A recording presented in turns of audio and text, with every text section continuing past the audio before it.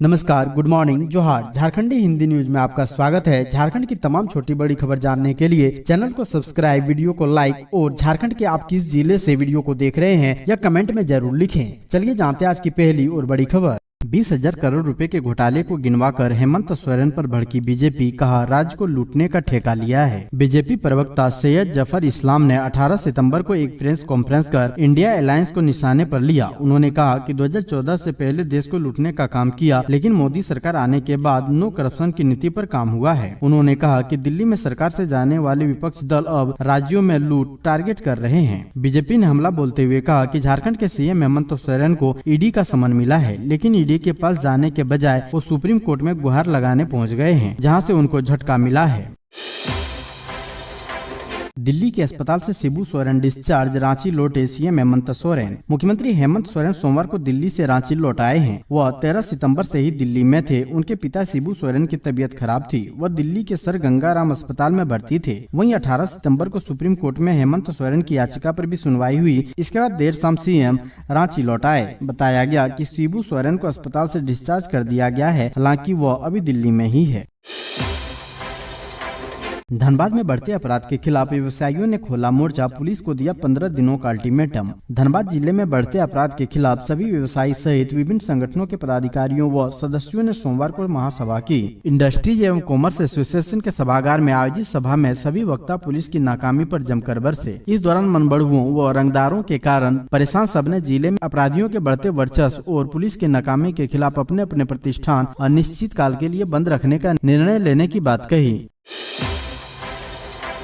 झारखंड में दर्दनाक हादसा, कर्मा के लिए मिट्टी लाने गई 5 बच्चियां तालाब में डूबी, 4 की मौत। झारखंड के गिरिडीह में बड़ा हादसा हुआ है। पचम्बा थाना इलाके के डंडाडीह में मंगलवार को एक साथ 4 बच्चियों की मौत तालाब में डूबने से हो गई। मृतकों में ओम प्रकाश राणा की 17 साल की बेटी संध्या कुमारी और 15 साल की दिव्या कुमारी समेत 2 और शामिल हैं। हालांकि 2 और बच्चियों के नाम फिलहाल सामने नहीं आ पाया है, जबकि एक बच्ची पूजा कुमारी खुद को किसी तरह बचाने में सफल रही। जानकारी के अनुसार डंडाडीह गाँव की 5 बच्ची पचम्बा के सोना तालाब में कर्मा पूजा की पूजन मिट्टी के बहाने और स्नान करने गई थी। तालाब पानी से लबालब भरा था। इसी क्रम में 5 बच्चियां गहरे पानी में डूबने लगी और सहयोग के लिए आवाज देने लगी। तब तक 4 बच्चियां डूब चुकी थी। इस दौरान किसी तरह स्थानीय लोगों को घटना की जानकारी मिली तो स्थानीय लोगों समेत परिजन भी तालाब पहुंचे और 5 को एक-एक कर तालाब के बाहर निकाला और लेकर सदर अस्पताल पहुंचे। 4 बच्चियों को इलाज के क्रम में मृत घोषित कर दिया गया, जबकि 5वें को लेकर उनके परिजन घर पहुंचे।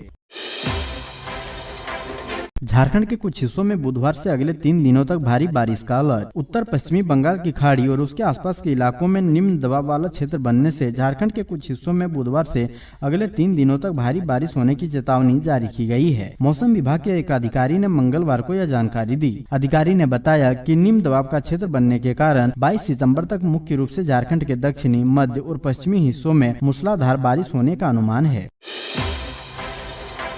बीजेपी ने झारखंड सरकार पर बोला हमला, कहा रांची फायरिंग रेंज के पास हेमंत सोरेन की है 500 करोड़ की जमीन। भाजपा के राष्ट्रीय प्रवक्ता डॉक्टर सैयद जफर इस्लाम ने सोमवार को नई दिल्ली में एक वीडियो जारी कर मुख्यमंत्री हेमंत सोरेन पर बड़ा आरोप लगाया है। उन्होंने आरोप लगाते हुए कहा है कि रांची के फायरिंग रेंज के बगल में मुख्यमंत्री हेमंत सोरेन की लगभग 100 एकड़ जमीन है। इसकी अनुमानित कीमत लगभग 500 करोड़ है। इस जमीन का जिक्र हेमंत सोरेन के शपथ पत्र में भी नहीं है। पत्रकारों से बातचीत करते हुए डॉक्टर इस्लाम ने कहा कि हेमंत सोरेन के पास इस तरह की और भी बेनामी संपत्ति है। उन्होंने कहा कि जमीन घोटाला का यह तरीका है कि जब उनको जमीन लेनी हो तो वे उसी जिला के निवासी बन जाते हैं। यही नहीं, नाम बदलकर जमीन पर कब्जा कर लेते हैं। उदाहरण के तौर पर हेमंत सोरेन का नाम बदलकर हेमंत कुमार सोरेन कर दिया जाता है। उनके पिता शिबू सोरेन का नाम बदलकर शिव सोरेन कर दिया गया है।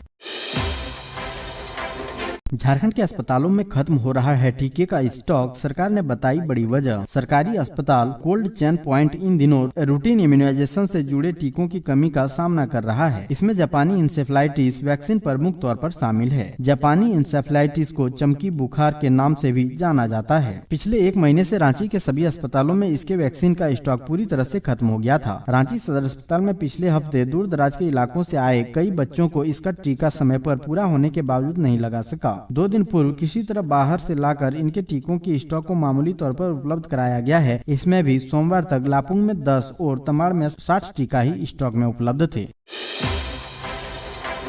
महिला आरक्षण विधेयक को झारखंड की महिला सांसदों और विधायकों ने बताया ऐतिहासिक, दीपिका पांडे ने बताया धोखा। सांसद के नए भवन में ऐतिहासिक महिला आरक्षण विधेयक पेश किया गया। इस बिल को नारी शक्ति वंदन अधिनियम नाम दिया गया है।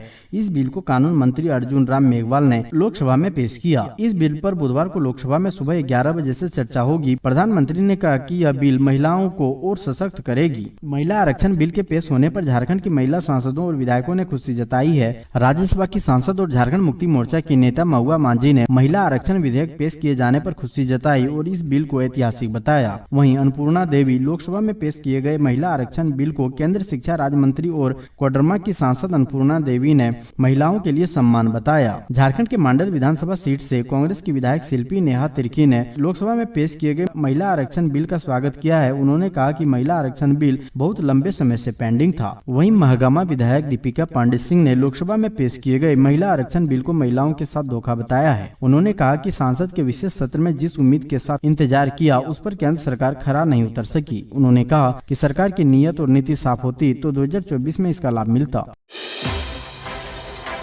शिबू सोरेन के लोकपाल मामले की सुनवाई अब 29 सितंबर को। झामुमो के अध्यक्ष शिबू सोरेन से जुड़े लोकपाल मामले में 18 सितंबर को दिल्ली हाईकोर्ट में सुनवाई नहीं हो सकी। अब जस्टिस सुब्रमण्यम प्रसाद की अदालत में शिबू सोरेन की याचिका पर 29 सितंबर को बहस होगी। गौरतलब है कि सोमवार को यह मामला सुनवाई के लिए लिस्टेड था, लेकिन कोर्ट की ओर से समय नहीं दिया गया। शिबू सोरेन की ओर से सीनियर एडवोकेट कपिल सिब्बल और एडवोकेट प्रज्ञा सिंह बघेल दलील पेश कर रहे हैं। वहीं लोकपाल की ओर से solicitor general of India Tushar Mehta पक्ष रख रहे हैं। इससे पहले अदालत ने आय से अधिक संपत्ति मामले में शिबू सोरेन के खिलाफ लोकपाल के सामने कार्रवाई पर रोक लगा दी थी। बुधवार से 3 राज्यों में रेल चक्का जाम। कुर्मी समाज ने की एसटी का दर्जा देने की मांग, अभी से ट्रेन सेवा प्रभावित। कुर्मी समाज आंदोलन की जबरदस्त तैयारी में है। बुधवार से टेट्रोनिक कुर्मी विकास मोर्चा रेल चक्का जाम करेगा।